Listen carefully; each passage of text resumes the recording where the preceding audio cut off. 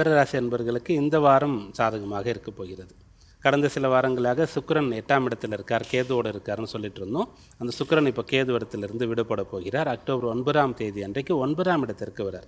நீச்சம் அடையக்கூடிய வீடாக இருந்தாலும் 9ஆம் இடம்ன்றது 8ஆம் இடத்தை காட்டிலும் பரவாயில்லை அப்படின்னு சொல்லக்கூடியது. அதனால இந்த வாரத்தில் உங்களுக்கு கொஞ்சம் அனுகூலமான பலன்கள் கிடைக்கணும். அடுத்ததாக இந்த வாரத்தில் சந்திரனுடைய கதி எப்படி இருக்குன்னு பார்க்கும்போது 2, 3, 4, 5ஆம் இடங்கள் இந்த இடத்துல சந்திரன் இருக்கார். அதனால உங்களுக்கு பண வரவு இருக்கும்.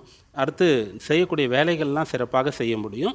ஏதாவது ஒரு வகையில் கொஞ்சம் சுகவாசியாக இருக்கலாம். ரொம்ப கஷ்டப்பட்டிங்கன்னா நல்ல ஓய்வுலாம் கிடைக்கும், நல்ல நேரத்துக்கு சாப்பிட முடியும், நல்லா தூங்க முடியும், அலங்காரம் பண்ணிக்க முடியும். அலங்காரம் பண்ணிவிட்டு ஏதாவது வெளியில் கோவில் குளம் ஃபங்க்ஷனுக்கெலாம் போயிட்டு வர்றது அப்படின்னு பிடிச்ச இடங்களுக்கு போகிறது அப்படின்ற விஷயங்கள்லாம் இருக்கும். பிள்ளைகளால் நல்ல விஷயங்கள் நடக்கும்.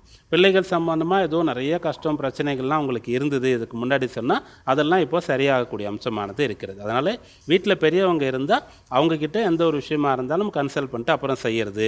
உங்களுக்குன்னு ஒரு குரு இருக்காருன்னு சொன்னால் அவரை சென்று பேசி அதன் பிறகு வீட்டில் முக்கியமான நல்ல முடிவுகள்லாம் எடுக்கிறதுன்னு சொல்லி அந்த பெரியவங்களை பயன்படுத்திக்கிட்டால் இந்த வாரம் இன்னமும் கூட உங்களுக்கு சிறப்பாக இருக்கும்.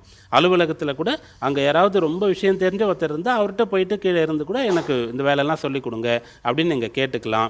பிஸ்னஸ் பண்ணிட்டு இருக்கீங்க, யாரோ ஒருத்தர் பணம்லாம் போடாமல் நான் கூட இருக்கேன், இதெல்லாம் நான் எக்ஸ்பீரியன்ஸாக இருக்கேன், சொல்லிக் கொடுக்குறேன்னா அப்படிப்பட்ட ஒருத்தர்லாம் தாராளமாக நீங்கள் ஏற்றுக்கொள்ளலாம். அப்படியாக 9ஆம் இடம் கொஞ்சம் சாதகமாக இருக்கிறதுனால பெரியவர்கள் மூலமாக இந்த வாரத்தில் நல்ல பலன்கள் உண்டாகும்.